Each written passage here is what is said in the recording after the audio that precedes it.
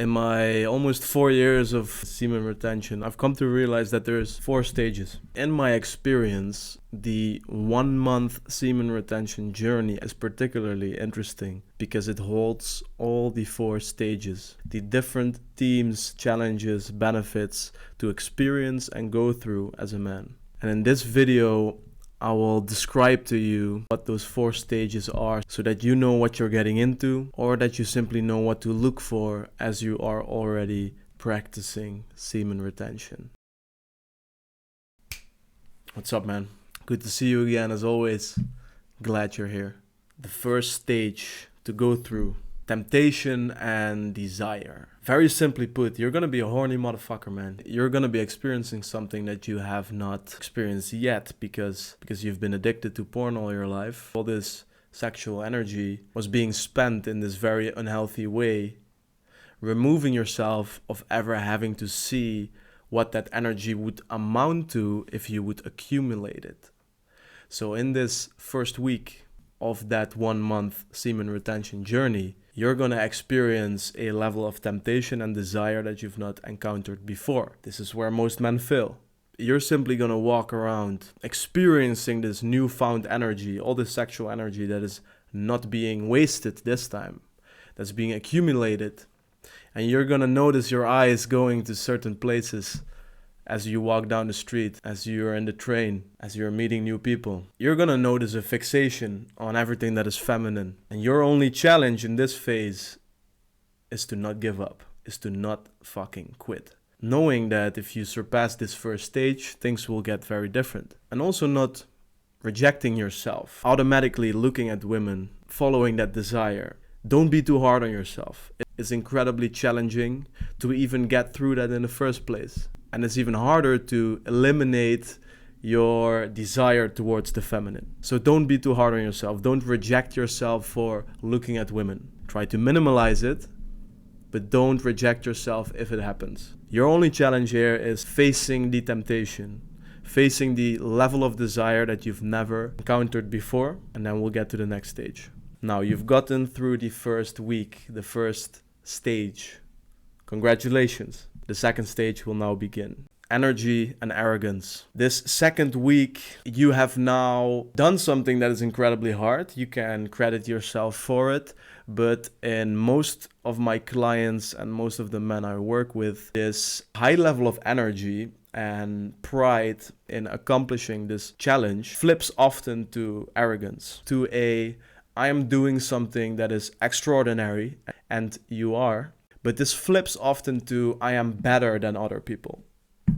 I'm doing something that is so unique and so special, but therefore thinking you are better than others. They go hand in hand with the extremely high energy levels, right? Now your energy levels are just through the roof, more consistent and simply higher. And so your challenge here is simply to enjoy you feeling amazing about yourself, enjoying that increased self-worth as you've done something that is extremely difficult. Enjoy the naturally higher energy levels as your testosterone and sexual energy is simply increased.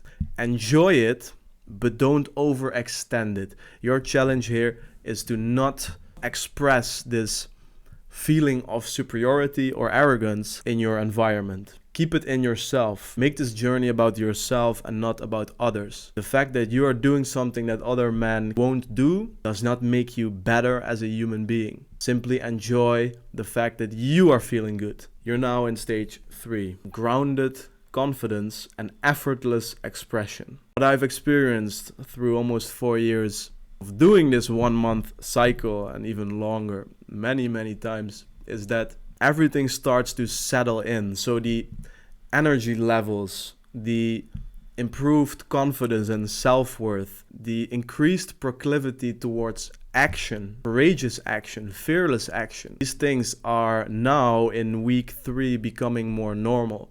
They are becoming a part of yourself. You've experienced yourself now in this light for 2 weeks. And as you've conquered the arrogance, as you've settled in with the higher energy levels, as you're no longer interested in looking towards other women in public places, you're keeping all this energy now for yourself. Things are settling in. And so it becomes a grounded confidence.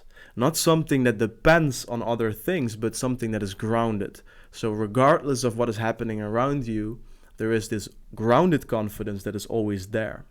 This is truly magnificent. And at the same time, and this is something that I deem as one of the most important benefits of nofab and semen retention in general, is that you become effortless in your expression. And this is where it becomes really fascinating, because being effortless in your expression means that wherever the fuck you are, whatever is happening around you, you will simply fall back on being yourself. So whereas normally you would maybe conform to what other people would think of you or would like you to do, you simply cannot even catch it anymore. You're just saying what you want to say. You're just doing what you want to do. You're expressing yourself effortlessly. And seeing yourself in this light is truly one of the most magnificent benefits from semen retention. And in this third week, this is truly where the magic starts to happen, right? Things are becoming more grounded. You're turning slowly more inward. The topic becomes more you and less how amazing you are doing in relationship to others. And that is where the magic starts to happen. As you start focusing on yourself and you build this grounded confidence and you effortlessly are expressing yourself socially and publicly, this now means that you start pulling in everything around you. And this is what a lot of men talk about on semen retention, is that strange things start to happen, right? You start to attract women. People look at you more. Children, dogs respond very positively and energetically to you.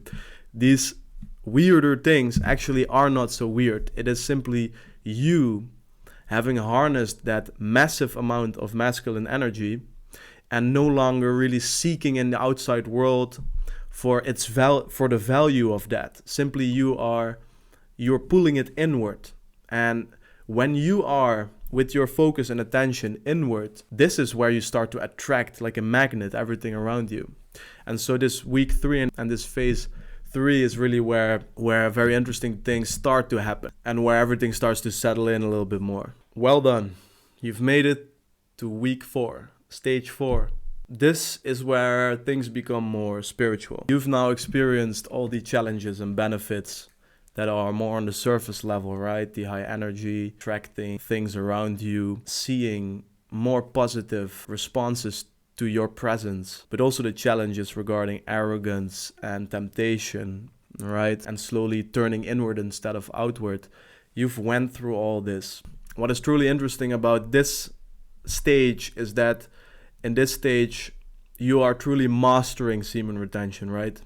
You are truly making it a part of yourself the longer you stay in this last phase. And the challenge here of this last stage is loneliness, because you have now passed the exciting, spicy initial stages. It is now becoming normal to do something that isn't normal. You are in control of your most deeply rooted sexual urges and desires, and this simply sets you apart. And the challenge that you will experience on this last level is loneliness, because you will feel a distance between you and society, if you will.